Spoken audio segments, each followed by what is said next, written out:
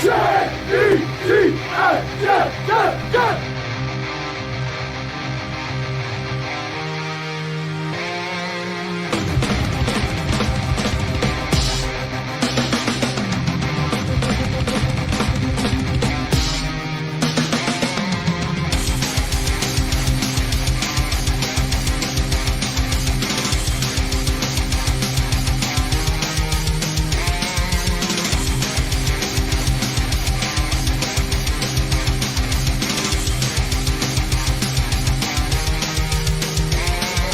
job today, man. It's one at a time, and we'll get the job done. Y'all know what to say. On three. 1, 2, 3. And the home of the Jets.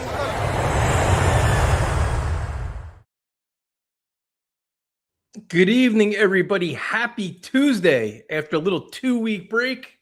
Before we get started, I want to wish everybody, all of you and your families, a very Merry Christmas, a Happy New Year. Thank you guys so much for joining us throughout this entire disaster of a season. And it's a great time to spend with family and friends and ignore the Jets because they're not good for your health. What's up, man? Dude, what's going on, man? Good to be back. The Jets have won a combined 0 games since the last show, which is pretty much expected at this point. But dude, I'm focused on the offseason. It's the yearly Christmas tradition of saying we can't wait for the offseason. Merry Christmas to Norway. Thank you for tuning in from Norway. That is completely crazy. What's up, everybody? Thank you guys for joining us. We definitely appreciate it. Interesting time for the Jets. Some fans are looking forward to the offseason, like Ian. Some are a little more bitter and angry, like myself, as I'm not buying into Aaron Glenn's trust me, bro approach, which is not how I operate business. But let's start with a good topic. Did Justin Fields fake an injury? Because now today he is put on IR. And honestly, I think this was foreshadowed 2 weeks ago where they don't want Justin Fields to play anymore. They want to get him out of this season healthy so they can release him in the offseason and move on. It's a failed experiment on and off the field for the Jets. And this, to me, wasn't a surprise being on the IR. What do you think? Yes, I mean, it's pretty clear, like, what the Jets are doing right now. I mean, they're in full-on I mean, whatever like term you want to use, right? I don't want to dive too much into like the semantics of it all, but if you want to use the word tank, okay. If you want to use the word, trying to want to use the word rebuild, evaluate what we currently have. I mean, the simple fact that Brady Cook is starting 1 touchdown to 5 INTs with multiple red zone turnovers over a healthy Tyrod Taylor should say everything that you need to know. I mean, let me actually just read off some of the big-time rotational starters that played in the Saints game, if I could actually find it here. I mean, we're starting multiple undrafted free agents. Yep. Dean Clark, Jordan Clark. Here's the list, right, in the big notebook. Dean Clark, undrafted free agent this year. Jordan Clark, undrafted free agent this year. Jarius Monroe, undrafted free agent from last year. Michael Walker at linebacker, Kalen Saunders at defensive tackle, who's tweeting about going to Cabo in a couple of weeks after the game, by the way. Quantez Stiggers is starting at corner. Michael Clemens and Brady McGregor, we know the story there with our 2 rotational guys. And, even though Malachi Moore has been impressive and I like what he's shown, and to be honest, he's the most polished player, in my opinion, on this defense. And to me, has like he's one of the guys that I feel like has the least amount of question marks. And it sucks to say it, right? Because we have Will McDonald and Jamie Sherwood and whatnot, Quincy Williams. Malachi Moore is still, at the end of the day, a rookie day 3 selection, albeit he's a 4th round pick, but still, I mean, that should not credit Malachi, but he should not be the team's like shining star on the defensive side of the football. So, that combined with Garrett on IR and everything, I mean it's pretty obvious to see what the Jets are doing. They're tanking, but here's the problem that I have. The Jets are playing Brady Cook and doing all these things, and they're going to get blown out. They got blown out last week. They'll get blown out this week. They're going to end the season getting completely destroyed every week in, week out. And what I don't like, it's like, well, you know what? We're playing the young guys. This is to be expected. You're not going to cover up the lousy season that you had. Like this, Aaron Glenn's not getting a pass from me. Because Ian, what was the goals in the beginning of the season? You want to evaluate what you have in terms of your personnel, your roster, and your coaching staff. And the goal is to see some type of improvement as the season plays out and finish the season strong. The Jets have done none of that. They literally have done none of that. There is not one facet of this team, minus special teams, that has improved. There is not any young players emerging. We don't know what our defensive scheme is. We don't know what our offensive scheme is. We have no identity of this team. We have no face of the franchise. He's absolutely accomplished nothing this year other than blow smoke up her ass and then kind of piddle back now where he's not the tough ass anymore. Now he's like, he was all like, we're built for this stuff, starting out the season. And now it's like, well, it takes time, man. Things are tough. We got to figure this out. Even he's changed his demeanor. To me, this is a colossal failure for Aaron Glenn and his staff. It really is, because it's a wash. What do we have to do next year? Going into next year, what do we got to do? We got to figure out, do we have the right offensive staff? Do we have the right head coach? Who's going to be a defensive coordinator? And now we got to find playmakers all over the field, because the true nucleus we thought we had is playing horribly. Jermaine Johnson, nowhere's near where we thought he was going to be. Will McDonald, not the player we thought he was going to be. Jamie Sherwood, nope. Like the guys we thought, Quincy Williams, nope. The guys we thought we can count on actually regressed. And on offense, what do we have? Look at the goals in the beginning of the season. How many did Aaron Glenn actually accomplish? Well, to kind of just try to, be a little optimistic here, I will say that for the most part, outside of Garrett Wilson and Olu, and Breeze too, the Darren Muji guys, I feel a lot better about. It's for the most part Joe Douglas's guys, the Nathaniel Hackett, the Robert Saleh guys that are not pulling their weight. So if you want to try to find some sort of optimism heading into next season, it's not like Muji drafted a full class full of bus. It's not like, the players that he's bringing in, the Briggs, the Brownlees, the Membus, those guys are like, if those guys were all not working out and they look completely lost. I mean, outside of Justin Fields and Arian Smith, those are the only two misses I would say at this point. But this is, I'm with you. Like right now, I have a lot more confidence in Muji and Spielman bringing in players that you feel comfortable with. The bigger problem I have is the coaching staff. What is Aaron Glenn and his staff done with the players that Muji gave him? And you mentioned Justin Fields. Justin Fields is actually worse than he's ever been. So the Jets arrogantly told us, and we talked about this earlier on in the season, it's like they kind of banked on, trust us, we know what we're doing, putting a premium on coaching. And the coaching actually failed the team. Fields didn't work out, right? That's a huge problem. It's okay, miss there. But all along the line, you don't see players getting better. So if you we could all agree that we thought Jamie Sherwood, good contract, good player, a guy coming into prime, should have a huge year this year. Quincy Williams, kind of an all-pro, maybe Pro Bowl linebacker. These guys are what we thought were high-quality caliber players, are playing nowhere near to their level right now. And that's on Aaron Glenn and Steve Wilks, right? Well, I think at some point we also have, I think you're right, but we also have to look at how bad the roster, and how it is. I mean, the projection coming in was 5.5.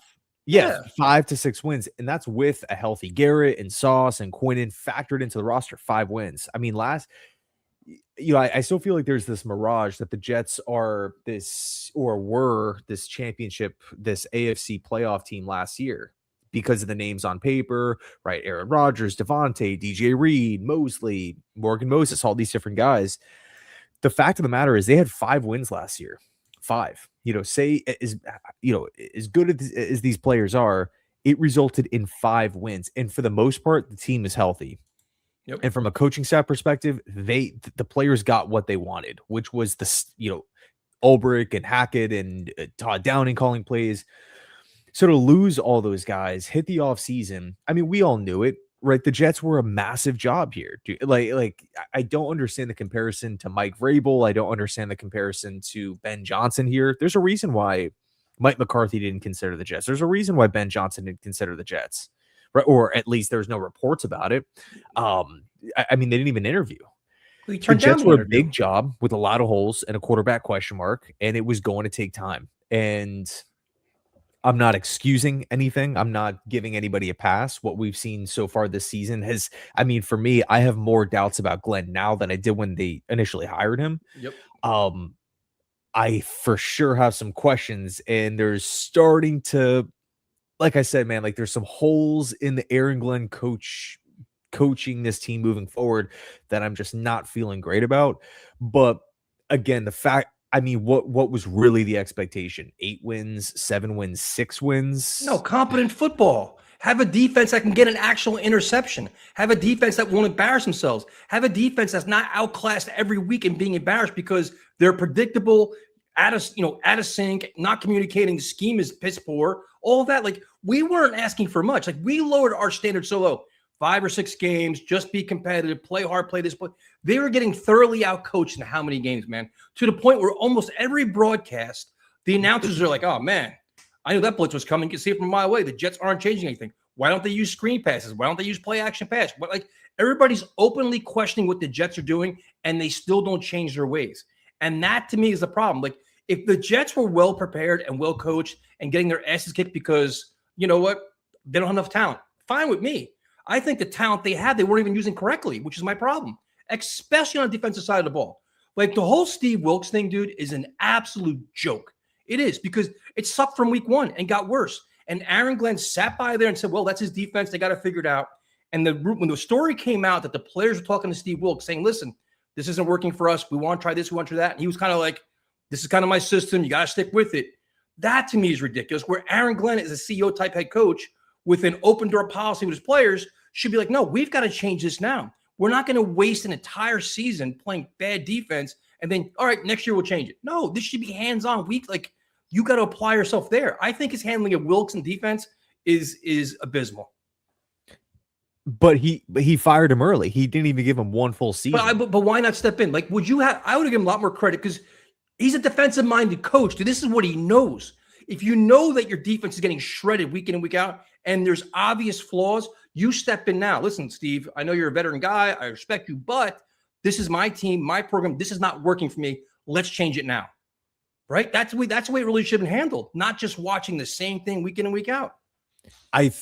So I agree with you, but I think where the disconnect is with me is the roster itself, because at the end of the day, whether it's Steve Wilks, whether it's Rex Ryan, whether it's Todd Bowles, whether it's Aaron Glenn calling the defense, at the end of the day, we still have Brady McGregor and Michael Clemens rushing the passer. We still don't have Quinnen. Not buying it. I'm not buying it. It's their job to maximize their resources. So now we're going to say, oh, you know what? Will McDonald's not really that good. Jamie Sherwood's not that good. You know, Jermaine Johnson, really not that good. Harrison Phillips, not that good. No, you know what? These guys are not that good. They're good enough to not be the worst defense in football. Is there a defense off the top of your head that has a worse roster right now than New York? Well, we don't know what our defense is.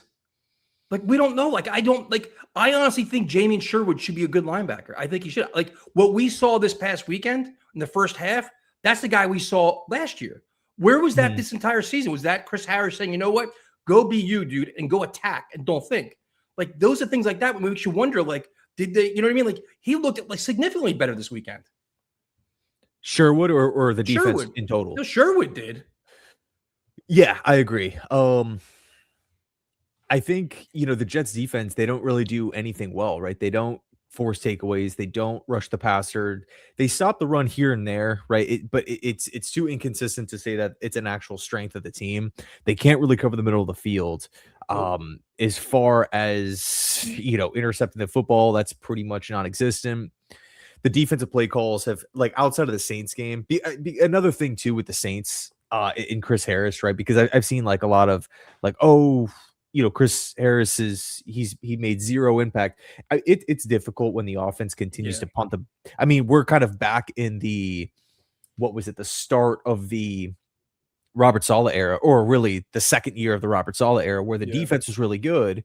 But everybody's kind of saying like, okay, well, the offense just continues to put them back out in the field over and over and over again. I mean, if they could actually get in the end zone, if they could sustain a drive, if they can stay on the field for a little bit, this defense will just take massive steps forward in the right direction. As far as the Saints game was concerned with Harris, I felt like the defense overall looked a little bit better. Sherwood, playing, like you said, I felt like that was his best game of the season.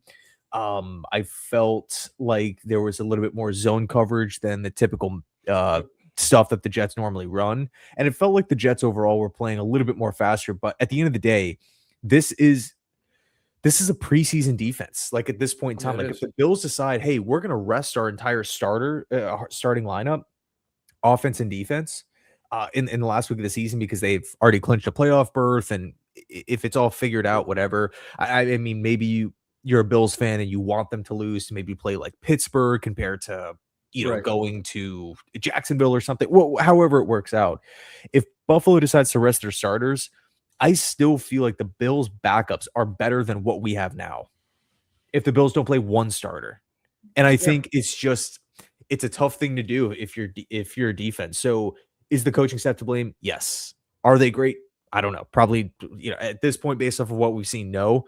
But I don't want to say, or I don't want to act like, 15 other defensive minds could just step in and have this unit playing like a top 15 above average squad. Yeah, I'm not saying that. I think that I've seen enough to severely question this coaching staff, especially on the defensive side of the ball, where it's like the expectation isn't being top 10, top 15. Just be competent. Act like you know what in the hell you're doing. Generate a pass rush, get an interception, actually get some legitimate stops and not get blown out in the first half. Not look foolish where you're running around in circles. Like right now, guys are running around. They have no idea where they're going. They're just running. Because now we're getting effort awards. My team is giving effort. That's great, coach. You're getting paid to give effort. That's why you're out there. But that's ridiculous. But see, the problem that I have is that I don't want this preseason roster now to discount the rest of the season that was piss poor as well. Like this week, we're going to get killed. Don't care. I'm not mad about it. I'm mad about how this entire season progressed because we're now going into a pivotal offseason with a ton of draft capital, a ton of cap space, and a ton of questions about, are we handing this to the right coaching staff to actually rebuild this team? They're telling us they have a plan, but that plan was not seen this year anywhere because they've done nothing. They've accomplished nothing this year in whatever, maybe 15 games. They haven't. Like I talked about this last night with Bubs. If when at the end of your interview, when Woody Johnson interviews Aaron Glenn, when they have cocktails and laugh about how bad the season is, okay, Aaron, tell me 5 things that improved with this team this year. Tell me 5 impacts you had on this season. What could they possibly be? Yeah. Like what could we don't know. Like you said, well, Membu played pretty good. We have Isaiah Williams becoming a great turner. McNamara, great punter. Okay. Like, can you imagine that? And that's if you're evaluating how do you evaluate Aaron Glenn as Woody Johnson? There's nothing to hang your hat on whatsoever. And now you got to count on him to say, trust me, bro, year 2, that I'm going to take a rookie quarterback and get this team, get this ship heading in the right direction. I have no faith in that dude because he hasn't shown us he can do it. He hasn't earned that respect. He hasn't earned that credibility. Well, what's the alternative would be my question. That's the problem. See, now to me, it's like we all know that he's not getting fired. I mean, you can make a case you can, but they're not going to, for whatever reason. Fine. To me, Aaron Glenn would earn so much more of my respect if he would hire a veteran offensive coordinator. I don't care what he does at Angstrom. Demote him, promote him, whatever you want, and bring in a legitimate quarterback coach. I don't care. You've got to upgrade your staff, dude. Yeah, that's, I think that's got to be 100% guarantee. I mean, whether it's, letting go of Charles London from a quarterback coach and making a swap there, whether it's bringing in Norv Turner, Scott Turner's dad, to help kind of oversee things. That's not just like a pipe dream. We've actually seen that before. Literally last season with the Raiders, he was brought in to help try to oversee that banged up Raiders offense. Whether it's maybe trying to bring in someone that was fired, if you look at, say for example, I think Brian Daboll is maybe too big of a name to accept the Jets quarterback coach. Yeah. That just feels like a very low job for him. Mm-hmm. If Joe Brady leaves Buffalo, he could go be the Bills and Josh Allen's offensive coordinator, something like that, right? But maybe you get someone like a Mike Kafka, who is not doing a good job whatsoever with the Giants, but I think would still be a legitimate upgrade over what we currently have at QB coach. So, I think at the end of the day, the Jets have got to add some sort of veteran mind on offense. And it doesn't necessarily have to be the biggest name out there. It doesn't have to be we have to make so-and-so the highest paid assistant head coach, because we've seen young coaches work, right? Ben Johnson, look what he's doing. He was a young coach that was just given an opportunity. I mean, I would say the best, most impressive coach on the Jets staff right now is Chris Banjo, a young coach who was just given an opportunity. So sometimes that coach might be sometimes the best option for the squad, even though it might not be the sexiest name out there. The best option is the one that's with the team every single day, looking at what's going wrong and understanding, okay, this is what I would do differently if I was in charge, if I had play calling duties, if I was running practice, this is how I would do it, because these, things that I'm witnessing are not working. I mean, we've all been there, like in everyday, in real life, right? Maybe, 100%. like a manager, whatever the case is, like you're thinking to yourself, like, okay, I would maybe do this differently, or I would treat this person differently, or Yeah. however it is. You just naturally have an idea on what to do. But I think the bottom line is the Jets they simply cannot afford to just say, okay, we're going to keep everything as is, status quo, and then just roll into next season. Because if that's the case, the expectation, or the maybe patience level for fans, it's going to be really, really low. Valen, dude, thank you, man. I sent him a bunch of sweatshirts and t-shirts and stuff. Dude, Oh, Merry awesome. Christmas. Merry Christmas to you and your family, man. You don't stop doing this. I can't send you anything else, dude. But thank you so much, man. Ian, the question I have for you is, as the Jets staff is currently constructed, assuming season ends, they lose 2 more games, they go into the offseason, and now it's like, we're all in for Fernando Mendoza or whatever like this. Do you think there's a world where right now, I don't think the Jets are a marketable team? We're like, you know what? I want to go play for Tanner Engstrand and Aaron Glenn. Right? Like, Yeah. Yeah. If you're Fernando Mendoza or Dante Moore or Ty Simpson, are you sitting there and be like, man, I don't want to go to the Jets? Their track record right now is losing. Their offense is terrible. They're all unproven. And the coach, in theory, could be on the hot seat next year, man. If they pull another 3-win season out next year, who, regardless of who the quarterback is, he could be in deep trouble too. Could the Jets be a destination where players are like, you know what? I don't want to go there, man. It's like you want to have success. Like, if you're Caleb Williams playing with Ben Johnson, like, okay, works for me. That's great. But do you want to be under Tanner Engstrand? Well, I will say, that whole thing, like, there's different levels to it, right? Like you mentioned Caleb Williams.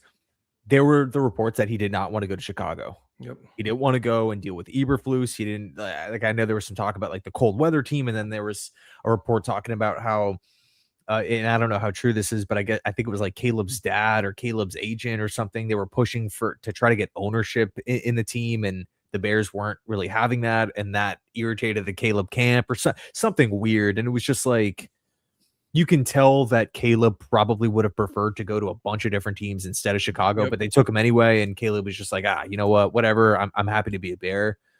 And then you have the extreme, which is like the Eli Manning, I refuse. Right.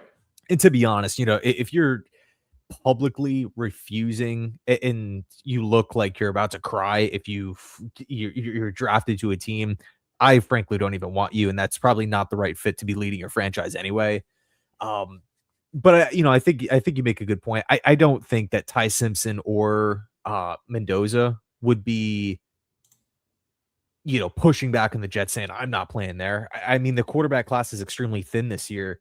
I don't really all these guys are declaring for the draft. Like, literally, even in Mendoza's case, they still have eligibility left. If they don't want to go to a team that bad, then just stay in school.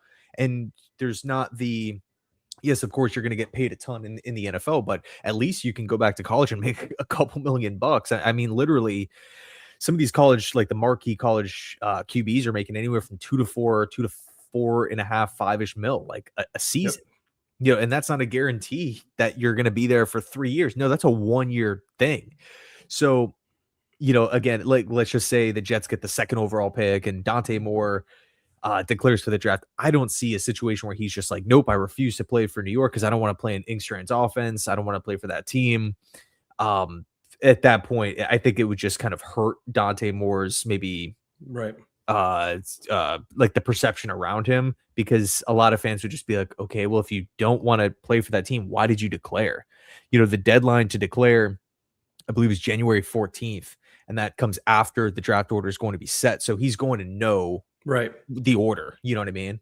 So, okay. So then draft class, very good points. I think I'm kind of with you with that. I think a lot of quarterbacks will embrace the challenge. Well, New York market, I want to take it on this and that. But now look at free agency, which comes before the draft. Right now, the Jets, haven't made the playoffs in 15 years. Horrible season this year. They have no quarterback. They have a coach that doesn't really coming off really poorly in a variety of ways. If you're a free agent, especially on offense, do you want to come to the Jets? Obviously, you're going to pay the Jets tax. You're going to have to pay more. I see Alec Pierce mentioned all over the place and all the other guys. But are the Jets a destination where guys like, you know what? I'll give Aaron Glenn the benefit of the doubt. I'll sign a 5-year deal there or a 3-year deal. I'm not so sure they're going to get like, we're all going to have the same wish list. We're all going to want the same players. We want all these playmakers. Do guys even want to come here, dude, is the question. Yeah, probably not. I mean, if it's between the Chiefs and the Jets, we know where guys are probably going to go, you know. But do you, but it is what it is. Like you can. But do you think there's a perception right now that Aaron Glenn could be on the hot seat next year around the league?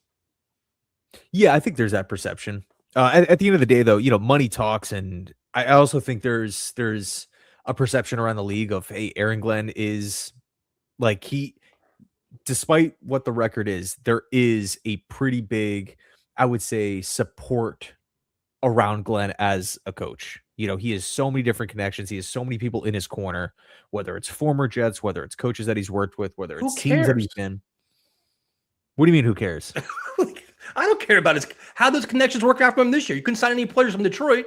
What the connections do for him?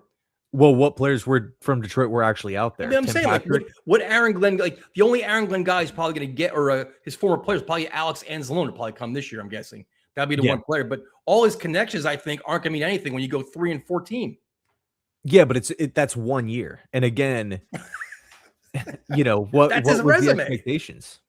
Yeah, but you can make that argument for every team, right? Who would want to go to the Raiders? They might fire Pete Carroll. You know, a lot of Jets fans wanted Pete Carroll. You know, he's been worse than Glenn this season. Who would want to go to the Raiders? Who would want to go to Cleveland, right? Stefanski. Yeah, I don't Who'd know. Want to go to Arizona? That's a dumpster fire. Gannon could be fired in a season. Who would want to go to Miami? I'd want to go to Miami. The weather, I'd like it down there. So you think you're not concerned about the Jets having that negative aura of losing surrounding them and the No, I am. No, I am. I just, you know, I think if it comes down to, oh, you have 2 contract offers, one from the Rams, one for the Jets, we all know where everyone's going. You probably say, you know, 60% of the league, people are going to be choosing the other team compared to New York. But, you know, again, that's just whether, you know, it doesn't really matter the year. It doesn't really matter the coaching staff. If you're a bad team, you always have that kind of optic around you, that stigma around you. Like, who's going to want to go to that team? And what typically happens is that team has to go out and pay a lot more money. Yep. Yeah. So that's interesting thing there, where it's like, you know, draft, free agency, who wants to come here, who doesn't want to come here. Then the question is, what is the Jets' plan? And when Aaron Glenn actually came out and said, "Trust me, bro, we have a plan," and hold on to the rope, Jet fans. It's like, dude, I don't want to hold on any rope. I just want to see results. We want something to buy into. We want to see a vision. And the most interesting thing is, for as long as I've been here doing these goddamn videos, like, I just want to see an offense. I want to see a competent NFL offense that can score points and be fun to watch. Didn't see it this year. But my concern is, going into the offseason, you can make an argument. We need more weapons on defense than we need on offense. Mm-hmm. Yeah, I agree. Right? We got to upgrade the linebacker position, right? You probably need a pass rusher. And what do you do with Will McDonald? Do you pick up his 5th-year option? What do you do with him? Yeah, it's another. I mean, gosh, the defense. I mean, offensively, you really have a lot of things figured out. It really, I think, for me, it's who's going to be the starting quarterback. You got to figure out a veteran quarterback. Are you going to be bringing back AVT or John Simpson? John Simpson, no. At least, well, I mean, it's an option. But would you? Yeah, sure. You would? Yeah, if he decides to come back for a cheaper, I don't think Simpson's I think he's probably the weakest link on the offensive line. But, you know, again, if you let Simpson go, now you have a hole at left guard. You know, what are you going to go do? Like, dump a ton of money into trying to figure out the left guard position, or spend one of those 1st-round picks on left guard, or a 2nd rounder? I mean, it's not the worst idea in the world, but if I'm looking at Simpson and he's an average starter who's down to come back, who buys into the Aaron Glenn culture, who's healthy enough to play, doesn't miss time, I would hope, okay, maybe in year 2 he comes back to Ingstrand's offense. I mean, what team in football has A+, at every position on the offensive line? If he's solid and he's cheap and he's durable, then if you can fill that need for like $5 million a season, $4 million a season, I would do that. Okay, so offensive line you have a blueprint there. You talk about the running backs. I'm assuming Brees is going to come back. You're going to probably tag him, whatever else. Braylon Allen coming back. You have Isaiah Davis. That's cool. Wide receiver, Garrett Wilson. You're hoping A.D. Mitchell becomes something.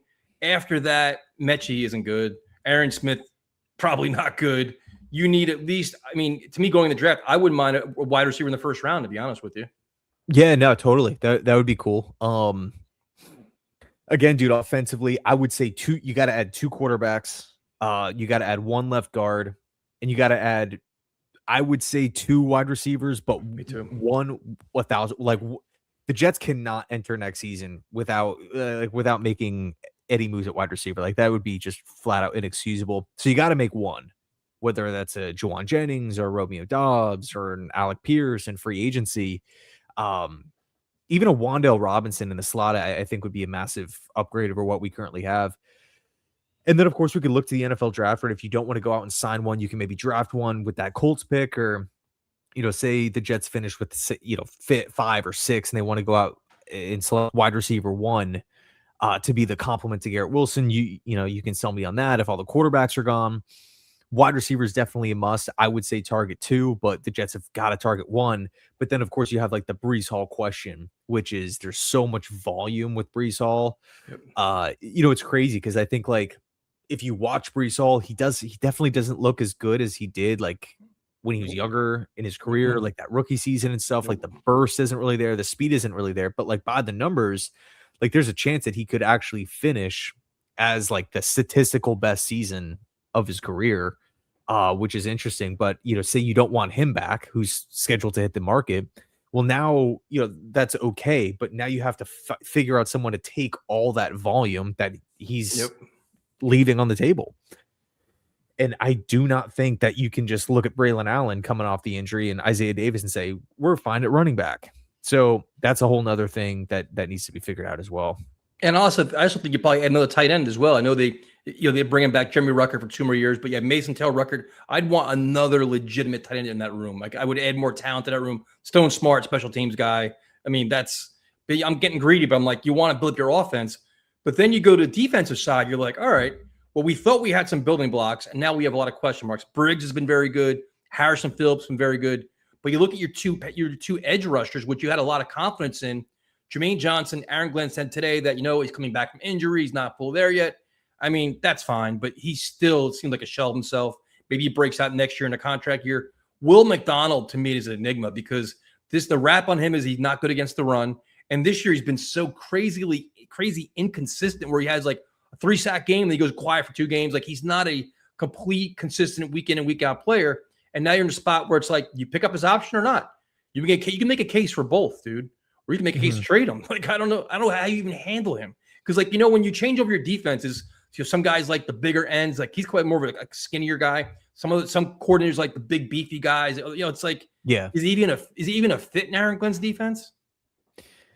The way my hope right now, again, because both of these guys are first rounders, the hope is that Jermaine Johnson just naturally looks better next season, like in year 2 of the Achilles post Achilles surgery.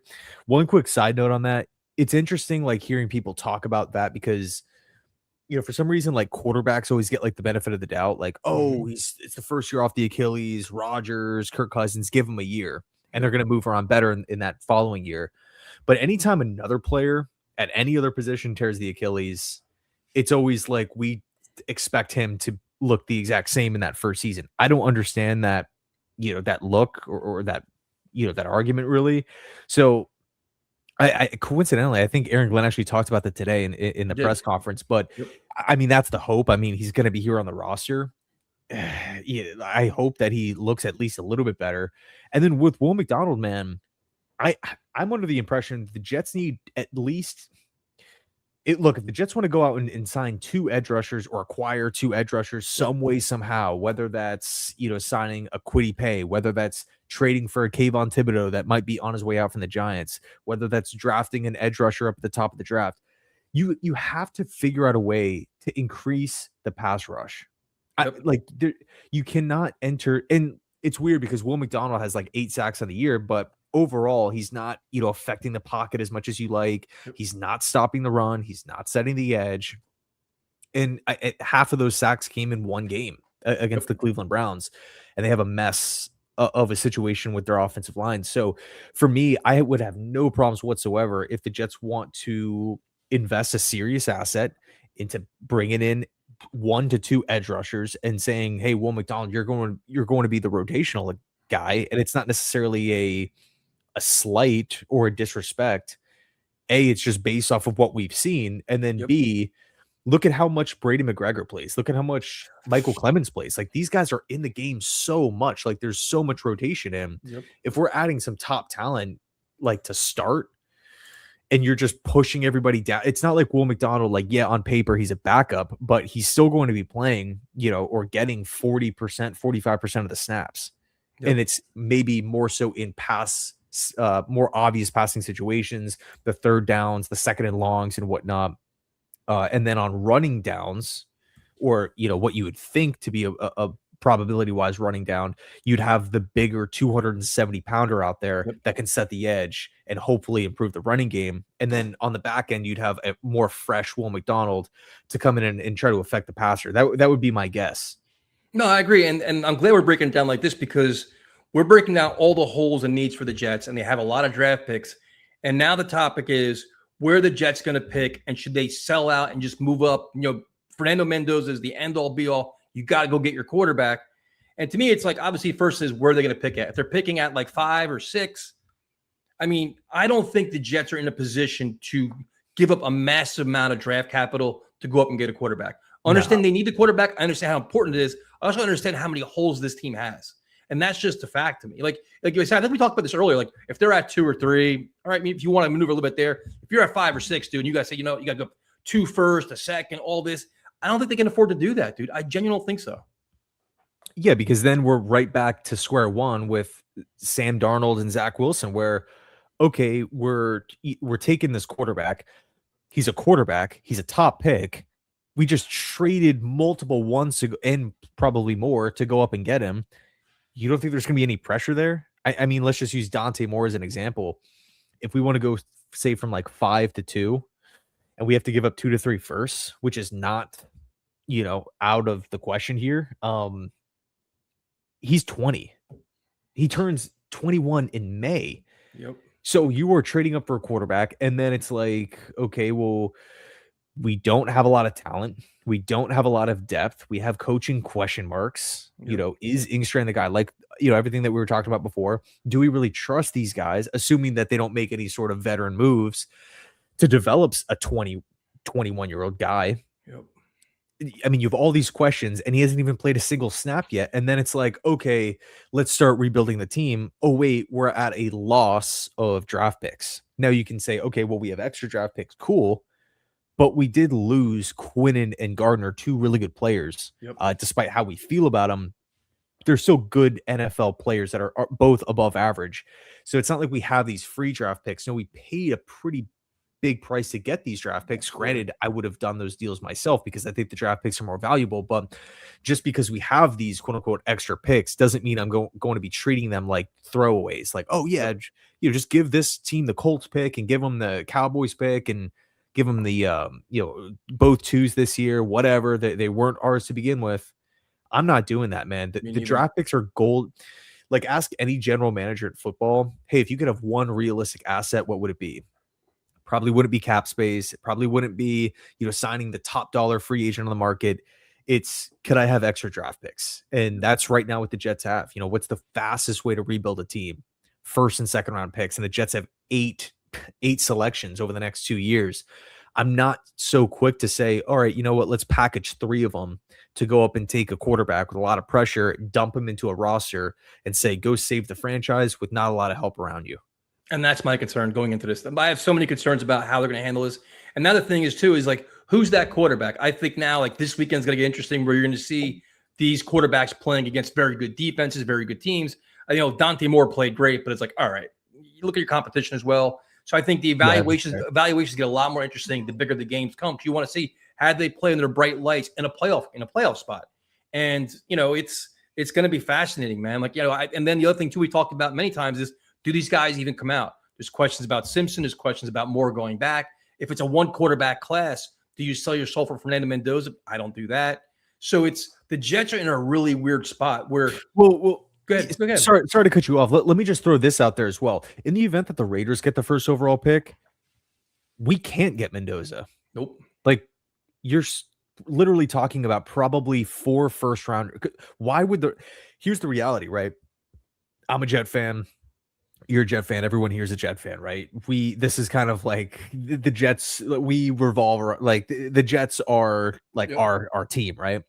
But the other teams out there that need a quarterback, the Browns, the Raiders, the Cardinals, right? I would say maybe the Rams are looking for the quarterback of the future. It's looking like, I mean, all signs are pointing, according to Ian Rappaport, the Dolphins will be getting rid of Tua and taking on the largest dead cap hit in NFL history at $99 million. There are, and Cleveland already has extra draft picks to begin with. Like, even though it's easy for us to say like, oh, just trade up and give the Raiders the Colts pick, whatever, they should be happy.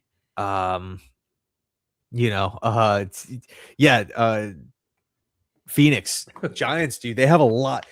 The Giants are an interesting team, and Tyson, if you're down, maybe at the end we can kind of dive into the Giants situation because they could definitely land the first overall pick as well. But no, I mean, there's so many teams that need a quarterback. I just don't feel like it's as simple as, oh, just give them 4 and 15 where the Colts land, and the Raiders are going to be like, especially if it's the Giants. Like, if the Giants have the number 1 pick, I have a hard time believing they're saying, you know what, let's give the Jets their franchise quarterback of the future, or they're going to try to fleece us, because it's just, that's the nature of the business. It's same market, same town. Both teams suck. Both teams try to sell tickets. I think the last thing you want to do is give the Jets their next heir apparent. So the Giants get it, I'd have a lot of problems. And I'm with you. Like, we sit in our Jets side, like, oh, we got to go get Fernando Mendoza. I'm sure Raider fans are saying the same thing. Oh, we got to get, like, right? Yeah, dude, like ask a Raider fan. Oh yeah, if you guys get the number 1 overall pick, would you take the Colts pick to move down to 5? No one would do that. Everyone's like, are you crazy? Heck no, man. Like, we need at least 3 to 4 first if we're talking about the Raiders, who are looking at a potential franchise quarterback in Mendoza, to say, we're okay. We're gonna pass and we're gonna trade back. Like, the fan base would freak out. In Cleveland, right? Cleveland's another one where, personally, I like Shedeur Sanders and what he's done so far, but you just kind of feel like the coaching staff doesn't like him, and they also have extra picks. Dante Moore's from Cleveland. I don't know if maybe that has some draw or not, but and then also too, man, like Miami, I don't see trading up for a quarterback. It's just they cannot do that whatsoever. But Arizona is interesting. Arizona's good too. Tyler Shuck played good. The Saints could be in the market too. You never know how they think about Shuck. Yeah, that's true. I feel like the Saints have kind of, because, I mean, the Saints are not like record-wise a good team, but dude, they beat Tampa in like a must-win game for the Bucs. They beat Carolina in a must-win game for them, and they beat the Jets easily. It kind of looks like New Orleans is starting to turn the corner. If I was a Saints fan, I would be like, you know what, let's build up the team a little bit and give Shuck at least another season. Because to me, he's getting better. And he definitely looks playable. Oh, my guy. Yeah, you called it like before that, the draft. like last year. Now, the question is, so based on the conversation we're having right now, based on how we think, just like you say, the Jets are at 4 or 5, and we think the teams ahead of them are actually going to take quarterbacks. We're like, we don't want your compensation. We actually want the quarterback.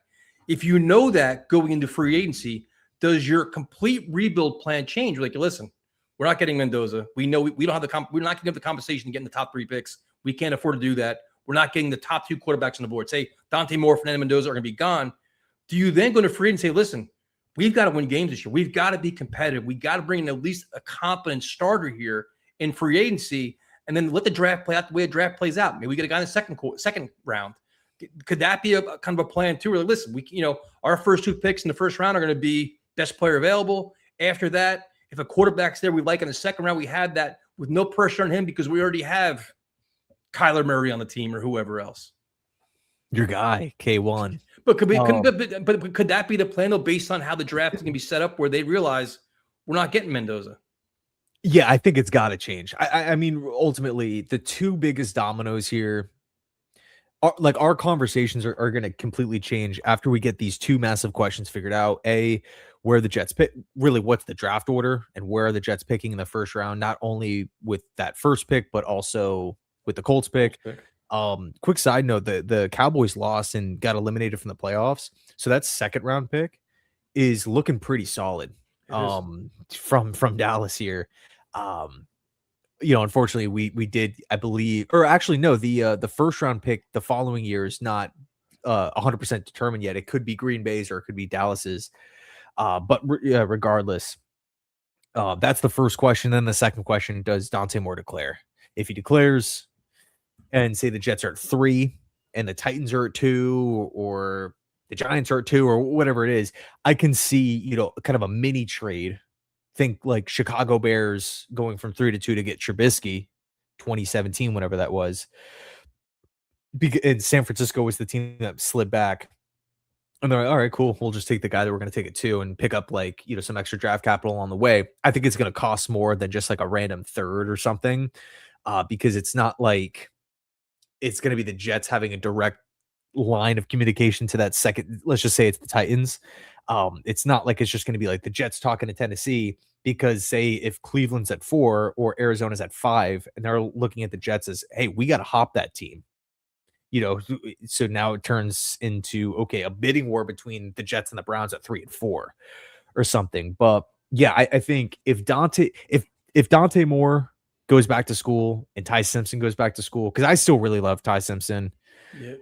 It reminds me a lot of Brock Purdy, just such a smart player. And I mean, by the way, dude, when it comes to Simpson too, he has there's this perception, okay, Alabama, Nick Saban, SEC, winning, high expectations, tons of talent, 5 stars. Dude, he does not have a lot of help, man. The offensive line is not good. The running game has been non-existent lately. Ryan Williams, the team's, he was amazing back in high school. He was amazing as a freshman.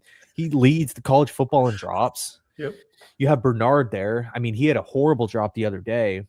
I'm not ready to just sell the Ty Simpson stock, man. I think there's something there. And also, something too to bring up. Once the offseason hits, everybody's stock is going up, unless you have a Shedeur Sanders situation, which I felt like, to be honest, was like a little unfair.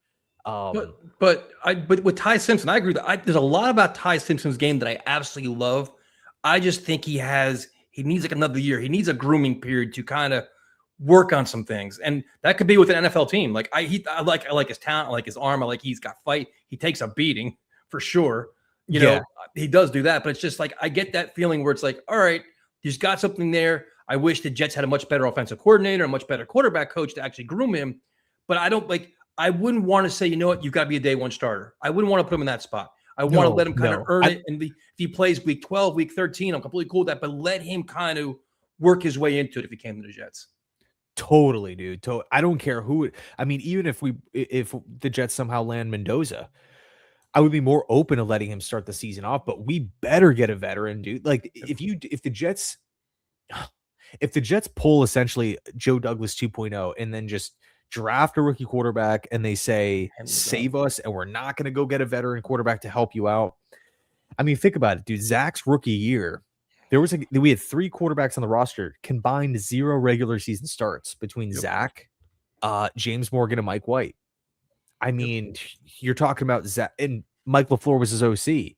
No disrespect to LaFleur, but just from an experience standpoint, like it would have been really nice to have like a Josh McCown or a Joe Flacco or that's like that, man. I'm sorry to cut you up, but that's what we're almost in right now, where it's like, Tyrod could be gone. Justin Fields is going to be gone. You have a second-year offensive coordinator and a running back coach as your quarterback coach. The Jets are almost in the same spot now where you need to have that legit veteran guy as a coach and as a quarterback in this quarterback room. And K, dude, thank you so much, dude. You're always so generous to us, man. Merry Christmas to you and your family. Yeah, K-Dude's the man. He's always in every stream. Me and him will talk on Twitter. Talk some like draft prospects and stuff. I'm pumped to see where you stand on a couple guys as draft season progresses here. But that's a whole nother discussion, man. It's the whole veteran quarterback market, whether it's, hey, is it a 1-year stopgap? Is it just bringing a veteran mind to maybe help out the rookie? It's got to be a competent guy that started games. Like Jameis Winston's the perfect guy for the Giants. Give me one quick second. Hold up. Ty and Dante should both sit there, and that's where I'm at. I like Dante Moore too. The problem with the Jets is always that they draft a guy, he's got to play week 1, he's going to be the savior, he's got to play right away, and I hate that. It drives me absolutely crazy. And to me, to Ian's conversation, it's like the veteran quarterback we have can't be Luke Falk. It's got to be a guy who can actually start games and be competent and run the NFL offense with success and be productive. Jameis Winston's fine because Jameis Winston, at least you're seeing something. You can't get absolutely nothing out of your quarterback. And that's who a guy you got to fight. People talk about Marcus Mariota, all these different guys. I don't care who it is, but it's got to be a guy that can hold the fort and not be 2 weeks being like Russell Wilson was, where he was a complete disaster. Yep. Yeah, I mean, and what's cool is like there's actually some guys that I feel good enough to just come in and stabilize it, dude. Stabilize it. Not after 2 weeks. Everyone's, whether it's TV shows or beat reporters or fans pounding on the table. This guy sucks. Get him out of here. We need to play the rookie. Yep. With Mendoza, you can make that work. Yep. I don't think it's the end of the world with Mendoza, but if it's Dante Moore or if it's Ty Simpson is 23, but he hasn't really had that. There's not a lot of tread on the tires with him. And he's just someone who I would love. Like, I really like Ty Simpson. I shot you a text like asking the question, okay, well, maybe do the Jets potentially go BPA at 4 or 5 or whatever it is, or go get Carnell Tate or Ruben Bain or Keldrick Falk or one of these guys, Arvell Reese, and then come back with that Colts pick and maybe select Simpson. I was thinking about it, but if he's on the board for Miami or the Rams, I just don't see him getting by either of those two teams, or even the Cardinals at say 6 or 7. I just don't. I would have a hard time looking at multiple quarterback needy teams and understanding that through the draft process, these guys, they start building their stock more, private workouts, meetings, combine, pro day, senior bowl, all that kind of stuff.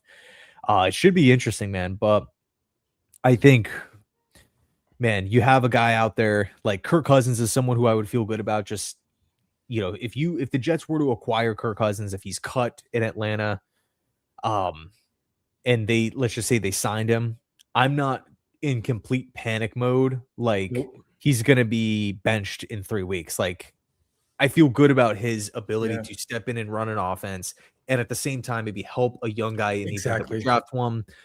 Kyler Murray, obviously, I think he's a top 20 quarterback in the league. So whether you're going with the rookie or you're viewing Kyler as, hey, we'll kind of kick the tires on this situation and see if he can be the guy, and we don't have to spend like a top end asset in a quarterback because we have it.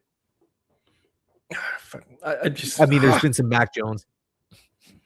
To be honest with you, though, like, to me, Kyler Murray, I just don't like what we've talked about this many times. I'm not the biggest Kyler Murray fan.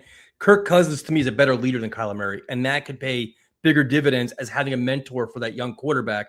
I think you may get a lot more bang for your buck having a guy like Cousins over Murray, especially if you have that guy, your Ty Simpson, sitting on the bench. The question I have for you is, I've seen a lot of the story. My one buddy keeps texting me. He's like, dude, Dante Moore is actually going to be better than Fernando Mendoza.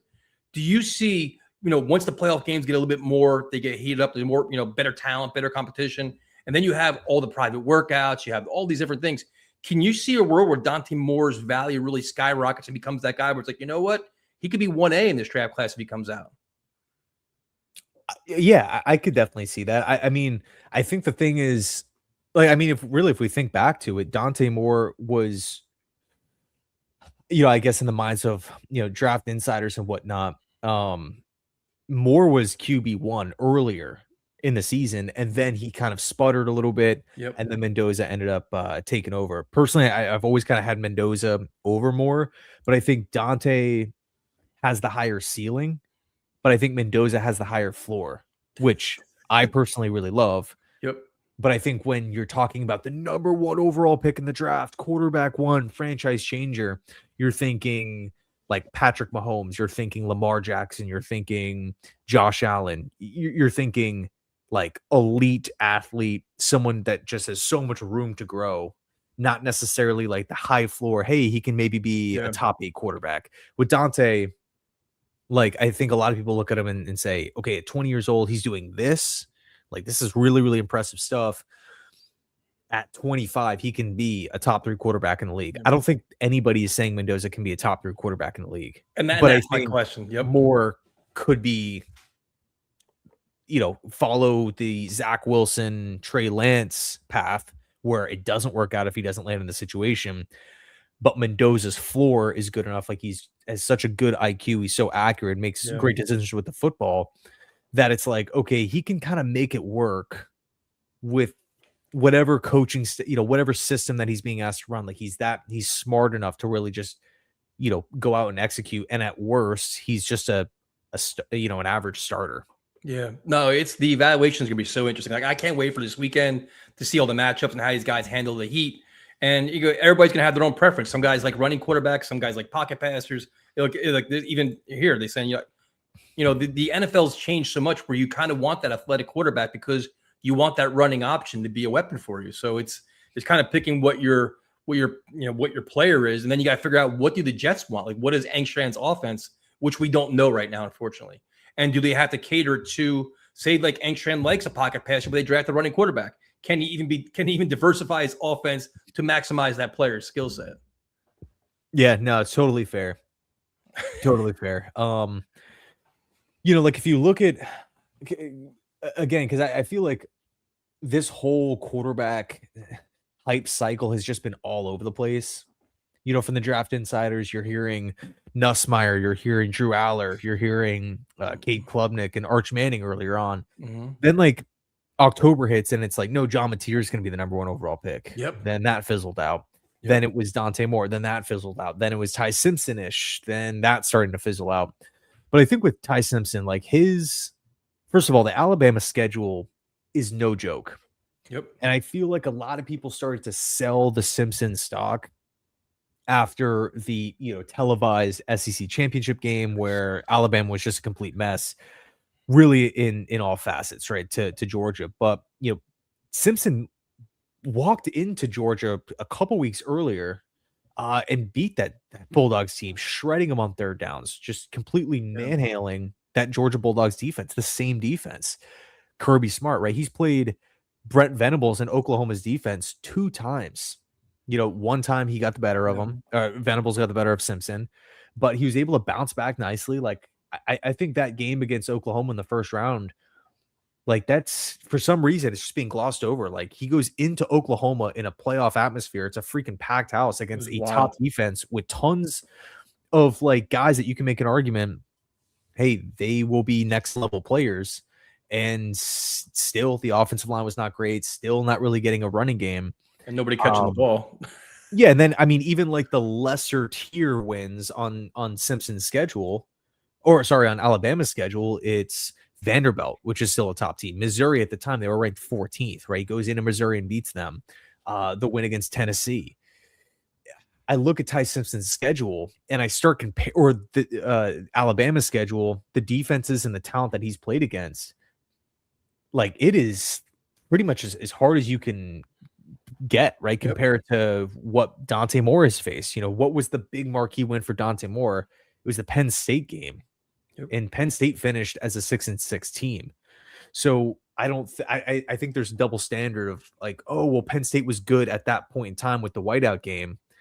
But if that is the argument, well, we have to make that same argument for when Bama played Missouri, when they were ranked in the top 15 and when they were more healthier and whatnot. So I also think too with Ty Simpson, his game is not flashy.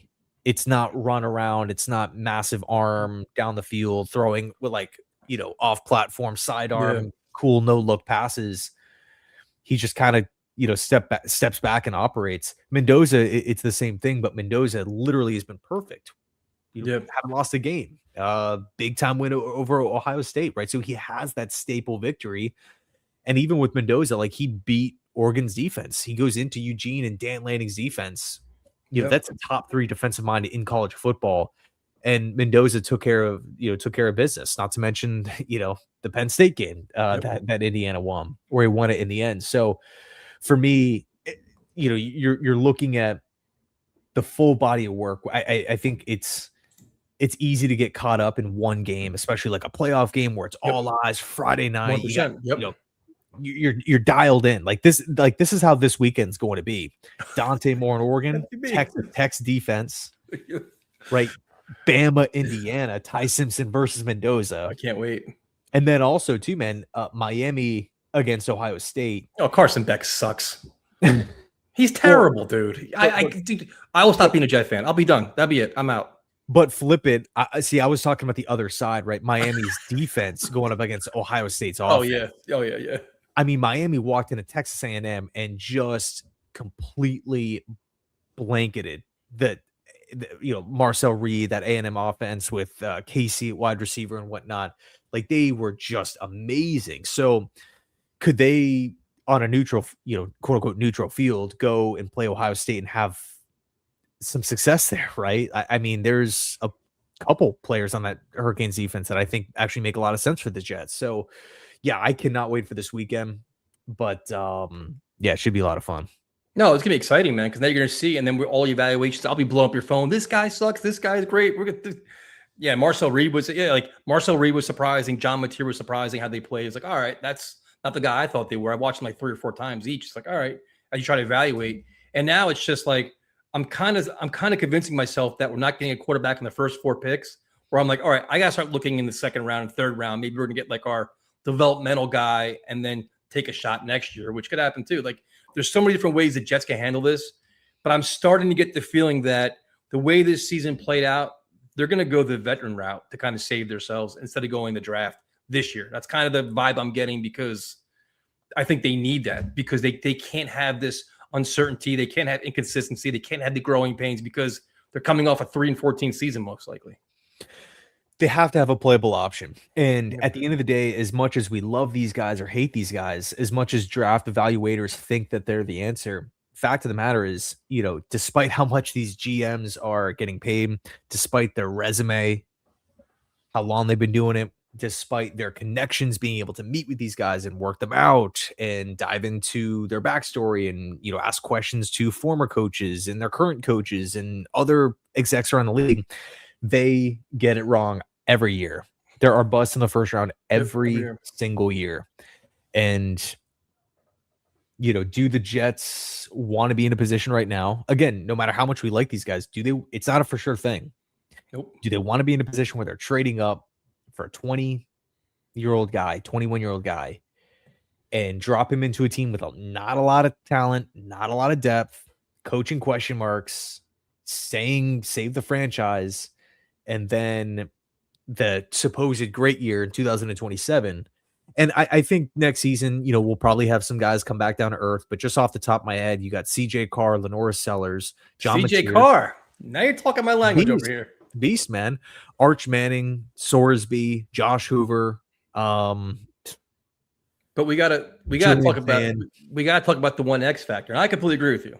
I think there's some professional ways to handle this organization. There's some smart ways, and there's some irresponsible ways. And the one concern I will forever have until proven wrong is that Woody Johnson right now is overseeing a team that's been 15 years, whatever it is, 15 years, no playoffs, 10 years, no winning seasons, all these different things. They're a laughing stock in the NFL. More importantly, they cannot sell tickets. Season ticket holders are getting rid of tickets all the time now. He's raising prices. The fans are like, you know what? I'm out. I'm getting no return on my investment. So when that usually happens is when Woody Johnson says, I need a splash move to bring fans back in the stands. Whether that splash move is trade up to get number 1 pick, make a big like that's my concern. Where this year he was like, you know what? You want to trade Sauce and Quinnen? Cool. I get it. I trust you. But now it's like, all right, we just went 3-14. Our fan base hates us.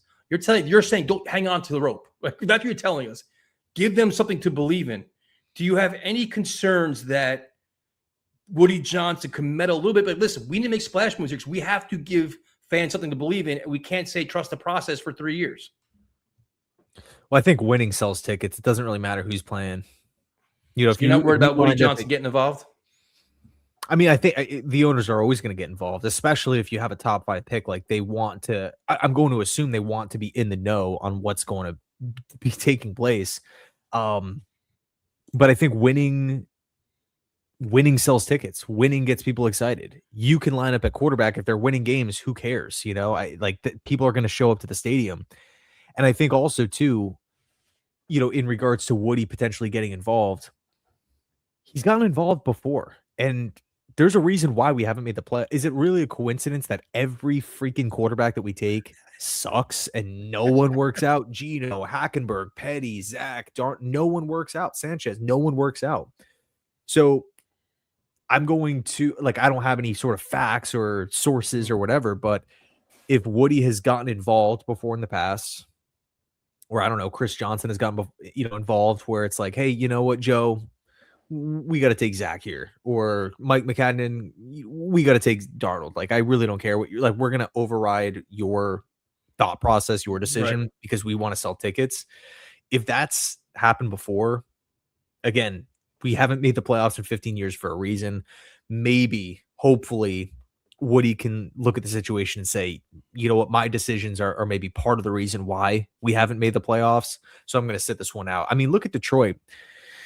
Detroit is a team that just historically, and I mean, I guess we could even look to a different sport as well with Dolan and the Knicks, 100%. My entire life, pretty much. Like the Knicks were like a laughing stock. 100%. A lot, and he stepped out of the way and he let the basketball people do basketball things, and look at where they're at, man. Well, I think my only hope out of all this is that having Spielman in the building, Spielman is the ultimate buffer between Woody Johnson, Muji, and Aaron Glenn. Like, listen, man, I know what you want, but trust us. We have a process. We have a plan here. It's going to help us win. Like, winning brings tickets, not names. Names don't sell tickets. They sell them for a couple days, and then after that, when we're 3-10, nobody cares about the name anymore. Aaron Rodgers. You know what I mean? So I think I'm hoping that Rick Spielman being in the building actually keeps Woody at bay and say, listen, let us get this working in the way the football guys make football decisions and let it play out for once, instead of saying, you know what, go get player X. That's my only hope. But history says in situations like this, Woody starts forcing hands, and that makes me uncomfortable too, especially with a first-time head coach. Yeah, no, I mean, it's totally a fair, question to have. But again, going back to Detroit, like I see it all the time. Like, oh, well, it's not the original owner, right? That, was making moves throughout the 2000s and the Stafford era and whatnot. It's Sheila Ford Hamp. And it's like, so, it's technically a different owner. She was making football decisions starting in 2014. Yeah. The Lions didn't get good until when? 2022. So Bob Quinn, Matt Patricia, there was a lot of losing in that stretch. It's not this, Lions got a new owner and everything's amazing. So these teams, I think, can turn it around, but there's got to be alignment. There has to be. Tank for Ty. Did you catch Ty Simpson's interview after the Oklahoma game? No. Where he kind of like called out the media. It was pretty cool. Kind of like pushed back on him. I'm like, that's something that kind of has some Aaron Glenn in him right there. I got two more questions for you. Who, as of this today, December 23rd, who is the Jets team MVP right now? It's got to be Nick Folk. Got to be Nick Folk. If it's not Nick Folk, it's got to be Austin McNamara. And the easiest question you're going to get. This time next week, next Tuesday night, what college quarterback are we going to be talking about the most? Like positively or negatively or just in general? One we're going to be like, oh man, you see this guy? We got to get him. This is the guy. We're going to come in here and be like, listen, this kid was really impressive. Like, this is what we need as a Jet fan. See, I think Dante Moore, but it could go the other way. Because if Dante Moore loses to Texas Tech, personally, I don't think it really changes all that much. But just, I mean, we all know how like the media and stuff works. Like I could see people jumping off and saying, oh, Dante, you got to go back to school. Like, you couldn't handle Texas Tech if it doesn't go well. I mean, Texas Tech's defense is no joke, dude. They have two, I would argue, first-round edge rushers. You have Rodriguez, just tons of forced fumbles. He's just all over the place. Feels like an Aaron Glenn, kind of a gritty, physical player. I mean, the Texas Tech defense is amazing. Granted, they haven't, their schedule hasn't been all that difficult playing like top tier SEC teams. So that should be a really interesting game, man. And I don't want to look at Texas Tech and just be like, oh, Big 12, whatever. Oregon's going to breeze by them. I mean, maybe, Oregon can definitely win. Oregon's the favorite. They're expected to win. But I would not be surprised if Texas Tech is shock some people over the weekend. So your answer is Dante Moore? Yeah, but I think Ty Simpson. I'm in regards to use an Aaron Glenn quote. I'm not gonna let go of the rope when it comes to Ty Simpson. We're using Aaron Glenn quotes now. I mean, we do live in like an instant coffee society, so the GOAT. I think Ty Simpson is so fascinating to me, man. I like his game. I'm just like, he just needs some more time. I just want to see a little bit more out of him. Like, just don't rush it. I think the kid's got a lot. I like the way he plays. He's got a lot of talent. It's just like, I could see him coming here and just getting completely destroyed. I could see it. I don't want to think that about him, but I think he's probably the player that, you know what I mean? We're going to be like next Tuesday, like, you know what? This kid's got it. I think Mendoza is like the safe one. Everybody's like, he's just like the one that everybody likes. But I think there's going to be some surprises this weekend.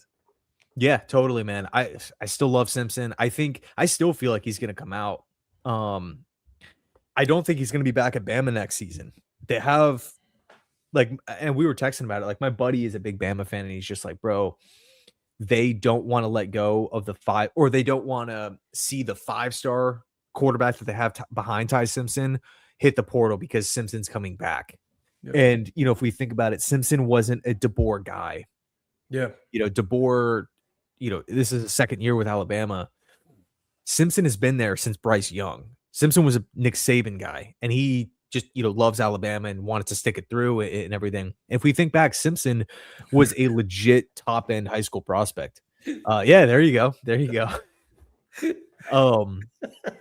So I think Simpson's either going to declare or hit the portal. I don't see him back at Alabama next season.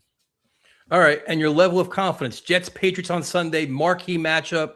Drake May versus Brady Cook. Your level of confidence? I think I'm going to go with like a 7 or an 8. No, 0, man, 0. At this point, I feel like the Jets want to lose. So yeah, is it even a game at halftime? I mean, I kind of think that, I don't know if you saw, but Connor Hughes was, God, as sad as this is, Connor Hughes was talking about Mike Vrabel and like the potential matchup. He was saying that Mike Vrabel actually has like a lot of respect for a lot of people within the Jets building, the Johnsons, I think it was Jaime and whatnot. And basically Hughes was saying that he's not going to make it a blowout. Right. Sure. Again, as sad as that is. I don't believe him. Well, somehow we talked for an hour and 12 minutes about this crazy Jets time, but it was fun, man. And now it's like we have to focus on the future now. The season's over. Aaron Glenn's not going anywhere. So now it's try to find answers and try to figure out their blueprint to have some kind of success next year. So thank you guys all so much for joining us. Merry Christmas and Happy New Year if we don't talk to you. Everybody enjoy time with you and your family, you as well. And thank you, man, because these years like this are rough, especially this time of year where the team is dreadful. So the support is greatly appreciated. Hey, well, by the way, quick thing before we head out. We have the Tank Bowl this weekend as well. Giants Raiders. So much to look forward to. That game needs to be Sunday Night Football. Get pushed into Sunday Night Football. And a lot of cocktails too. So everybody have a good night. We will see you next Tuesday on his channel, talking a lot of college quarterbacks, I assume. So have a great weekend. J-E-T-S-J-J-J